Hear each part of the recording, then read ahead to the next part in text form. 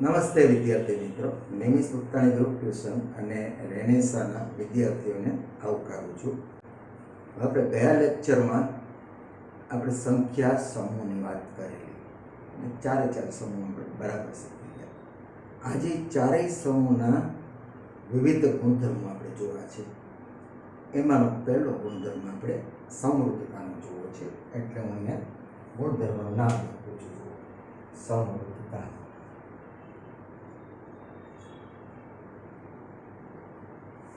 હવે આપણે સમૃદ્ધતાનો પેલા અર્થ સમજશું આખો.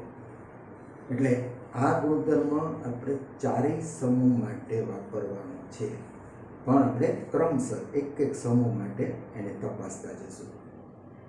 હવે આ ગુણધર્મ પહેલા આપણે પ્રાકૃતિક સંખ્યાના સમૂહ માટે આપણે તપાસીએ છીએ. એટલે પહેલાં હું તમને આખો સમૂહ લખી દઉં. અહીંયા પ્રાકૃતિક સંખ્યાનો સમૂહ 1, 2, 3, 4, 5, 6, 7 આમ કરતાં આપણે ગઈકાલે જો અનંત સુધી આ સંખ્યા જતી હોય. એટલે અહીંયા આ સમૃદ્ધતાનો પહેલા અર્થ સમજીએ આપો કે સૌથી પહેલાં આપણા સમૂહની અંદર આપણે 4 ક્રિયા કરવાની આવશે: સરવાળો, બાદબાકી, ગુણાકાર અને ભાગાકાર. હવે આપણા સમૂહમાં ધારો કે કોઈ પણ બે સંખ્યા લેતા તેનો સરવાળો તેનો સરવાળો જે આપણે જવાબમાં મેળવીએ એ આપણો જવાબ તેના તે જ સમૂહમાં આવે, એટલે કે આપણો સમૂહ પ્રાકૃતિક સંખ્યા છે. તો એ ક્રિયા માટે, એટલે કે સરવાળાની ક્રિયા માટે આ ગુણધર્મ લાગુ પડે છે સમૃદ્ધતા, અને સમૃદ્ધતાનો ગુણધર્મ કહેવાય. એટલે ટૂંકમાં સમૃદ્ધતાનો ગુણધર્મ એટલે શું કે કોઈ પણ ક્રિયા કરતા, કે ચાહે કે સરવાળો કરીએ, બાદબાકી કરીએ, ગુણાકાર કરીએ કે ભાગાકાર કરીએ, અને પરિણામે જે જવાબ આવે તે જવાબ આપણે જે સમૂહમાંથી સંખ્યા લીધી હોય તે જ સમૂહમાં એ સંખ્યા મળતી હોય તો એવો ગુણધર્મ આ સમૂહને લાગુ પડે છે એમ કહેવાય, અને આ ગુણધર્મને સમૃદ્ધતાનો ગુણધર્મ કહેવાય. હવે અહીંયા આપણે તપાસીએ. હવે જો સમૃદ્ધતાનો અર્થ આપણે સમજી ગયા કે અહીંયા કોઈ પણ બે સંખ્યાઓ, પહેલી ક્રિયા આપણે સરવાળાની ક્રિયા કરીએ કે સરવાળા માટે સમૃદ્ધ છે કે નહીં. જો આપણે 4 + 6 બરાબર 10, એટલે આપણે સરવાળાની ક્રિયા કરીએ તો બે સંખ્યાનો સરવાળો જે જવાબ આવે છે એ આપણા સમૂહમાં જ જવાબ આવે છે. એટલે આપણે કહી શકીએ કે પ્રાકૃતિક સંખ્યા સરવાળા માટે સમૃદ્ધ છે. કારણ કે આપણે સમૃદ્ધતાનો અર્થ સમજી ગયા. સમૃદ્ધતાનો અર્થ શું છે કે જે બે સંખ્યા લઈ અને જે ક્રિયા કરીએ, એટલે અહીંયા ક્રિયા સરવાળાની કરીએ છીએ, અને તેના વડે જે જવાબ આવે તે જવાબ તેને તે સમૂહમાં જો આવતો હોય, એટલે કે આવેલો જવાબ તેને તે સમૂહમાં મળતો હોય તમને, તો એ ક્રિયા માટે આપણો સમૂહ, એટલે કે આપણો પ્રાકૃતિક સંખ્યાનો સમૂહ સમૃદ્ધ છે એમ કહેવાય. હજી બીજું ઉદાહરણ લઈએ. દાખલા તરીકે 7 + 5 = 12. તો 12 એ પ્રાકૃતિક સંખ્યાના સમૂહમાં છે, માટે પ્રાકૃતિક સંખ્યા સરવાળાની ક્રિયા માટે સમૃદ્ધ છે એમ કહેવાય.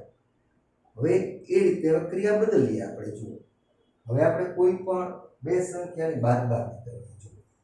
અહીંયા આપણને 7 - 5 = 2 મળે છે.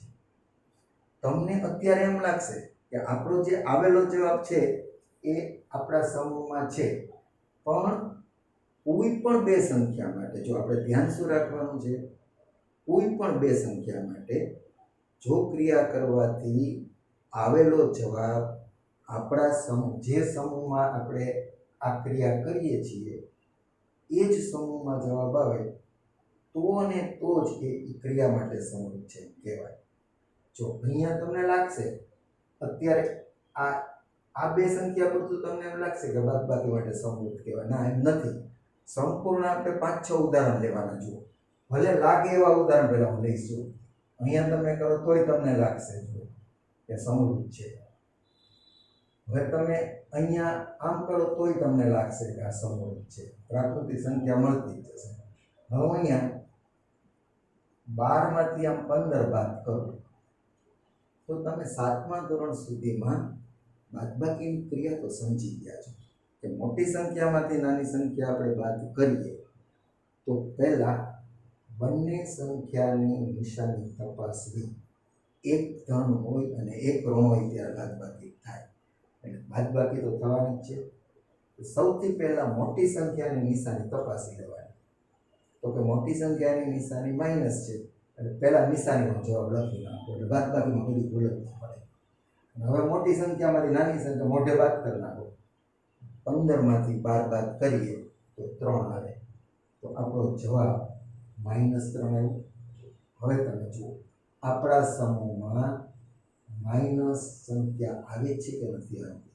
તો કે પ્રાકૃતિક સંખ્યામાં ફક્ત ધન પૂર્ણાંકો જ આવે, અનંત સુધી ધન પૂર્ણાંકો જ આવે છે.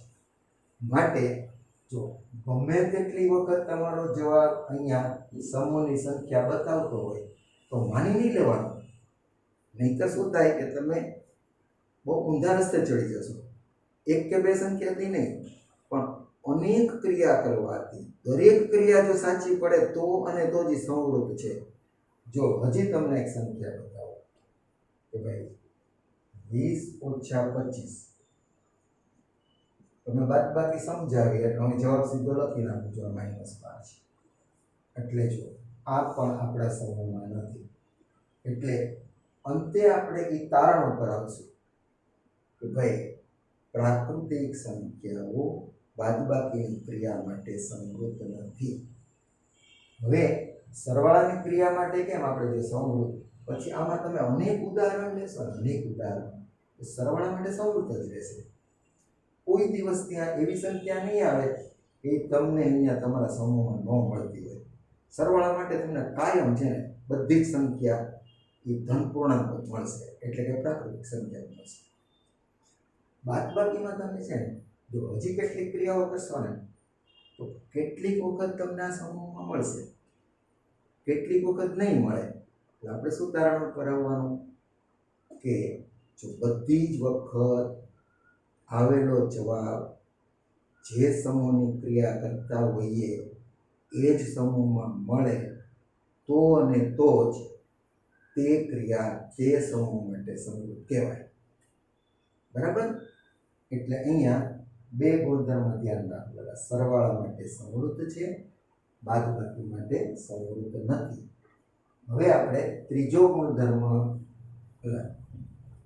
અહીંયા ત્રીજી ક્રિયા જો ધ્યાન રાખો. બરાબર? આપણી ત્રીજી ક્રિયા છે એ ગુણાકારની ક્રિયા છે. તો કોઈ પણ બે પ્રાકૃતિક સંખ્યાનો બતાવીશ. 2 × 3 ગુણાકાર તો તમે સરળતાથી કરી શકતા હશો. 2 × 6, 4 × 5, 4 × 20, 3 × 7, 7 × 21, 15 × 5, 15 × 5 = 75, 18 × 3, 18 × 24. જો અહીંયા હું અસંખ્ય ક્રિયા એકની એક ગુણાકારની ક્રિયા કર્યા જ કરું. પછી તારણ ઉપર આપણે આવશું.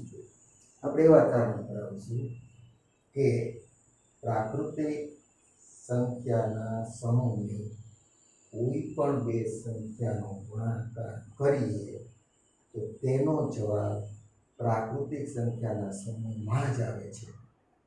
કોઈ પણ બે સંખ્યા તમે ગમે તે બે સંખ્યાનો ગુણાકાર કરો, કારણ કે અનંત સુધીની સંખ્યા છે ને, એટલે કોઈ પણ બે સંખ્યાનો ગુણાકાર હંમેશા આપણને એ પ્રાકૃતિક સંખ્યાના સમૂહમાંથી જ મળશે. માટે આપણે તારણ કરાવી દઈએ કે પ્રાકૃતિક સંખ્યાઓનો સમૂહ એ ગુણાકારની ક્રિયા માટે સમૃદ્ધ છે. ત્રીજી ક્રિયા પણ અહીંયા ત્રીજી ક્રિયા પણ સમૃદ્ધ છે. એટલે પહેલી ને ત્રીજી સમૃદ્ધિ છે. સરવાળા માટે સમૃદ્ધ છે, બાદબાકી માટે સમૃદ્ધ નથી, પણ ગુણાકાર માટે સમૃદ્ધ છે. એટલે અહીંયા આપણે ધ્યાન રાખશું. હવે આપણે ચોથી ક્રિયા ભાગાકાર. 4 ક્રિયા જ કરવાની છે. જુઓ, આપણે ગુણધર્મ માટે ક્રિયા 4 જ કરવાની છે, ધ્યાન રાખશું. ચોથી ક્રિયા ભાગાકારની ક્રિયા, બે સંખ્યાનો ભાગાકાર લઈએ છો. અહીંયા 3/7 લઉં છું, તો આપણને 3/7 મળે. પ્રાકૃતિક સંખ્યાના સમૂહમાં કોઈ પણ સંખ્યા પૂર્ણાંક દેખાય છે? પ્રાકૃતિક સંખ્યાના સમૂહમાં પૂર્ણાંક આવે ખરો? ન આવે.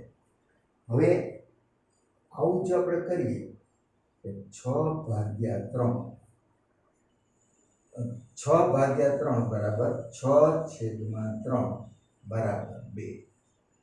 હવે જુઓ, અહીંયા 3/7 આ પહેલી વાર મેં ક્રિયા કરી, આ બીજી વાર મેં ક્રિયા કરી, તો તમને એક વખત જવાબ આપણા સમૂહમાં નથી મળતો અને એક વખત જવાબ મળે છે. પણ આપણે શરૂઆતમાં કેવી વાત કરી કે ભાઈ કોઈ પણ ક્રિયા જ્યારે તમે કરો ત્યારે બધી જ વખત તમારો જવાબ તમારા સમૂહમાં આવે તો ને તો જ તે ક્રિયા માટે સમૃદ્ધ કહેવાય. સમૃદ્ધતાનો પાયાનો સિદ્ધાંત છે. જુઓ, કોઈ પણ સમૂહ માટે તમારી 4 ક્રિયામાંથી તમે જે ક્રિયા કરતા હો તે ક્રિયા હંમેશા એના એ સમૂહમાંથીનો જવાબ તમને મળતો હોય તો ને તો જ એ ક્રિયા માટે એ સમૃદ્ધ છે, નહીં તો સમૃદ્ધ નથી. જો આપણે અહીંયા બે પ્રાકૃતિક સંખ્યા 3 ને 7 લીધી છે, છતાં જવાબ જો એક વખત આપણામાં નથી આવતો, જો એક વખત આવે છે પણ એક વખત નથી આવતો, એટલા માટે આપણે સમજવાનું કે ભાઈ દરેક વખતે નથી આવતો એવો અર્થ થાય. એક વખતે ન આવે તો દરેક વખતે નથી આવતો. એટલે જો તમે આખી જિંદગી સાચું બોલો ને, એક વખત જ સાચું ન બોલો ને, તોય તમે સત્યવાદી નથી એવું કહેવાશે. એમ અપવાદ ન લેવાય કે હું એક જ વાર ખોટું બોલ્યો, એમ ન લેવાય. એ પછી તમે જૂઠા છો એવું જ ગણાશે. એમ અહીંયા પણ આપણે ધ્યાન રાખવાનું કે એક વાર ખોટું પડે ને, એક વાર તો તમારે ધ્યાન રાખે એક વાર ખોટું પડી ગયું આપણા સમૂહમાં નથી, માટે સમૃદ્ધ ભાગાકારની ક્રિયા માટે સમૃદ્ધ નથી. એટલે પ્રાકૃતિક સંખ્યાનો સમૂહ ભાગાકારની ક્રિયા માટે સમૃદ્ધ નથી એવું આપણે કહીશું. હવે આપણે ચારેય તારણ કાઢી લઈએ. ચારેય જો હું અહીં લખી બતાવું તમને. પ્રાકૃતિક સંખ્યાઓ સરવાળાની ક્રિયા માટે સમૃદ્ધ છે.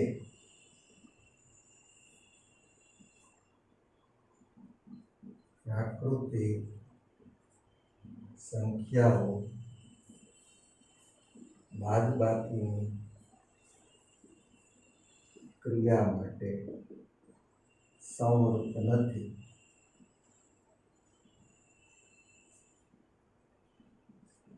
પ્રાકૃતિક સંખ્યાઓ ગુણાકારની ક્રિયા માટે સમૃદ્ધ છે.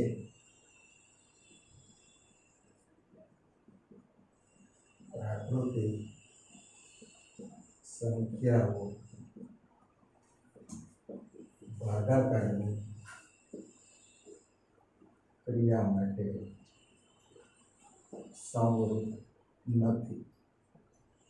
જો હવે તમારી પરીક્ષાનો સવાલ હું આપી દઉં કે તમે જ્યારે ભણશો અને પરીક્ષા આપશો ને ત્યારે તમારો એવો એક સવાલ આવે કે ભાઈ પ્રાકૃતિક સંખ્યા માટે સમૃદ્ધતાના ગુણધર્મ ખાલી લખો.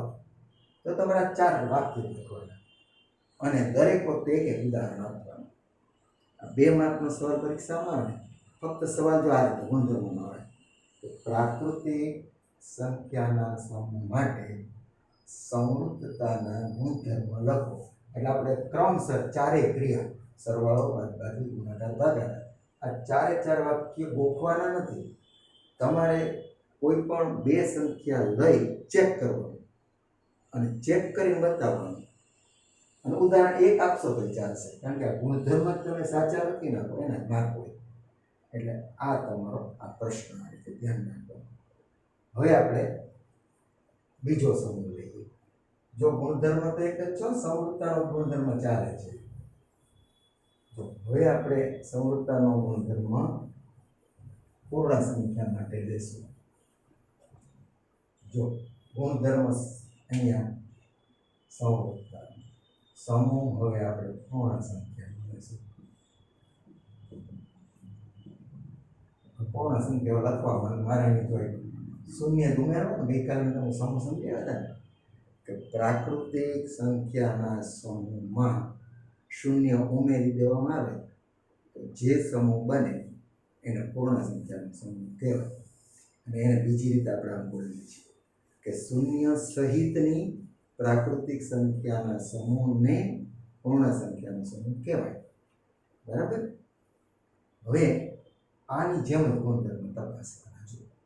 પહેલો સરવાળાની ક્રિયા માટે જો હવે આપણે અહીંયા આમ લખીએ એટલે તમને ખ્યાલ આવે. જો વારંવાર ઓલા વાક્ય નહીં લખો. સરવાળાની ક્રિયા માટે એટલે પૂર્ણ સંખ્યાઓ આમાં બે ત્રણ ઉદાહરણ લઈ લેજો. એક તો 0 આરે પહેલું લઈશું. 0 + 3 શૂન્યમાં કોઈ પણ સંખ્યા ઉમેરી એટલે એની ત્યાં તટસ્થ સંખ્યા છે 0 એટલા માટે. પછી 4 + 7 આવેલો જવાબ આપણા સમૂહ હોય જ, કારણ કે પ્રાકૃતિક સંખ્યા આમાં અનંત સુધી હોય આ સમૂહમાં. 3 + 6 હવે જો આપણે લીધેલી સંખ્યા જો પૂર્ણ સંખ્યાના સમૂહમાંથી જ આપણે સંખ્યા લીધી છે અને આપણો જવાબ જો પૂર્ણ સંખ્યાના સમૂહમાંથી જ આવે છે, કારણ કે 9 પણ આ સમૂહમાં આવેલા છે. માટે અહીંયા પૂર્ણ સંખ્યા સરવાળાની ક્રિયા માટે સમરૂપ છે આપણે કહેશું. કારણ કે જે સમૂહની સંખ્યાઓ લઈએ એ જ સમૂહમાં આપણો જવાબ છે કે નહીં ચેક કરવાનો છે. આપણે અહીંયા શું કરીએ છીએ કે આપણે પૂર્ણ સંખ્યાના સમૂહમાંથી સંખ્યા પસંદ કરીએ છીએ. 0 અને 3 આપણે કેમાંથી પસંદ કર્યા? તો પૂર્ણ સંખ્યાના સમૂહમાંથી. હવે આપણો આવેલો જવાબ છે એ આપણા પૂર્ણ સંખ્યામાંથી જ આવેલો છે કે નહીં એ જોવા. આ સમૂહમાંથી જ આવ્યો છે કે નહીં. માટે પૂર્ણ સંખ્યા માટે સરવાળાની ક્રિયા જો ગમે એટલું કરશો તો આ બધામાં ગમે તેટલી સંખ્યાઓ બે વખત લેશો તમે, બબે સંખ્યા ગમે એટલી વખત લેશો તો જવાબ તમને પૂર્ણ સંખ્યાના સમૂહમાંથી જ મળશે. માટે પૂર્ણ સંખ્યા સરવાળાની ક્રિયા માટે સમૂહ છે. હવે બીજી ક્રિયા આપણે ક્રિયા મેળવતા જવાની. જો તમારે અહીંથી વાક્ય આખું પૂરું કરવું. જો સરવાળાની ક્રિયા માટે પૂર્ણ સંખ્યા સમૃદ્ધ છે એમ લખી નાખો. શબ્દો તમે પૂર્ણ સંખ્યા પહેલા લખ્યું એવું નથી. સરવાળાની ક્રિયા માટે પૂર્ણ સંખ્યા સમૃદ્ધ છે એમ લખી શકાય આપણે. હવે બાદબાકી માટે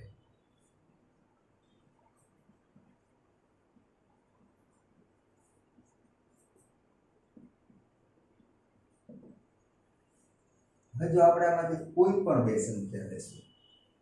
ધારો કે આપણે 3 - 7 લઈએ અને મેં તમને બાદબાકીની ક્રિયા સમજાવી દીધી છે એટલે વારંવાર આપણે વિચારતા નથી. એટલે જો જવાબ તમને -4 મળશે. તો આપણે લીધેલી સંખ્યા જો પૂર્ણ સમૂહમાંથી જ લીધી છે. આપણો આવેલો જવાબ જો અહીંયા પૂર્ણ સંખ્યા સમૂહમાં કોઈ દિવસ ઋણ સંખ્યા આવે જ નહીં.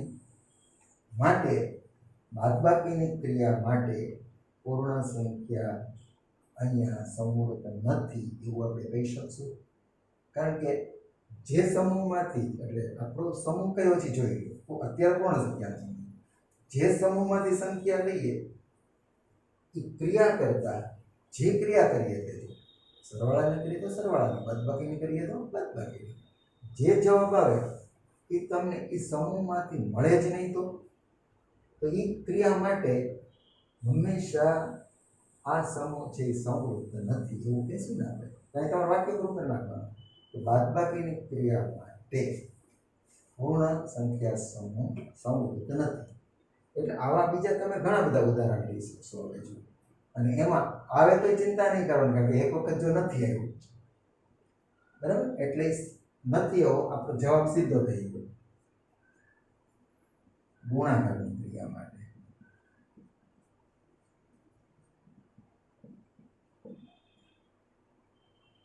જો હવે આપણા સમૂહમાંથી પૂર્ણ સંખ્યાના સમૂહમાંથી કોઈ પણ બે સંખ્યા પસંદ કરી આપણે એકવાર શૂન્ય પણ લઈશું.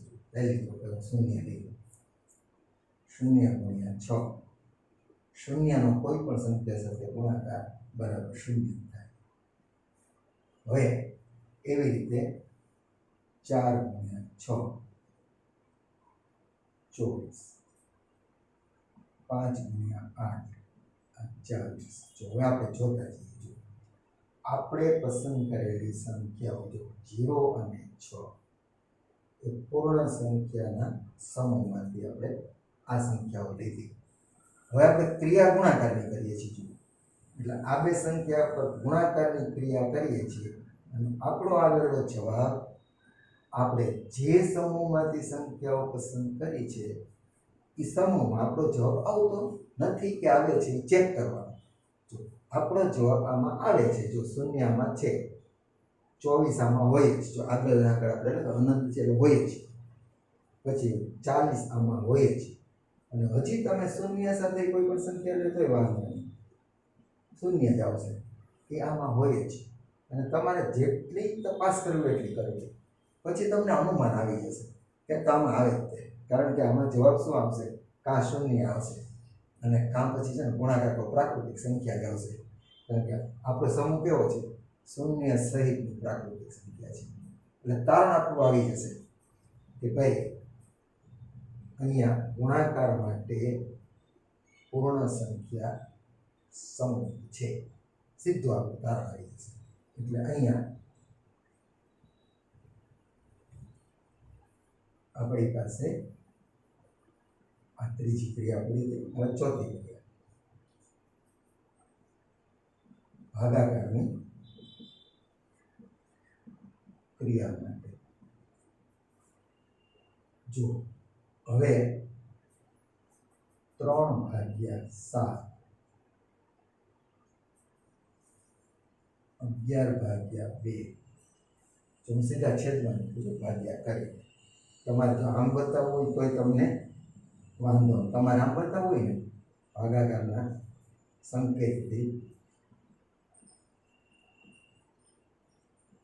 જો આમ બધું બતાવવું હોય વાંધો નહીં. 0/8 4/0 આમ પછી અંશ અને છેદમાં બતાવો. જો પહેલા આપણે આ 3 સપ્તમાંશ 11 દુત્યાંશ 0/8 બતાવીશું. પછી બરાબર કરીને 0 લખી નાખીશું. શૂન્યને કોઈ પણ સંખ્યા વડે ભાગીએ તો શૂન્ય વડે ભાગાકાર શક્ય નથી, એટલે અશક્ય છે. એટલે અહીંયા તમારા આન્સર બધા જુઓ. આપણા પૂર્ણ સંખ્યાના સમૂહમાંથી પસંદ કરેલી કોઈ પણ બે સંખ્યાનો આપણે જવાબ મેળવીએ છીએ. જો આનો જવાબ મેળવીએ છીએ, સમૂહ પૂર્ણ સંખ્યાનો છે. જવાબ આ જ સમૂહમાં પૂર્ણ સંખ્યાના સમૂહમાં નથી આવતો. જો કોઈ પણ જવાબ નથી, આ એક જવાબ આવે છે, શૂન્ય છે, પણ બાકી જો 2 કે 3 જવાબ તો આવતા જ નથી. એટલે એક વખતે જવાબ ન આવે તો એ સમૃદ્ધ નથી.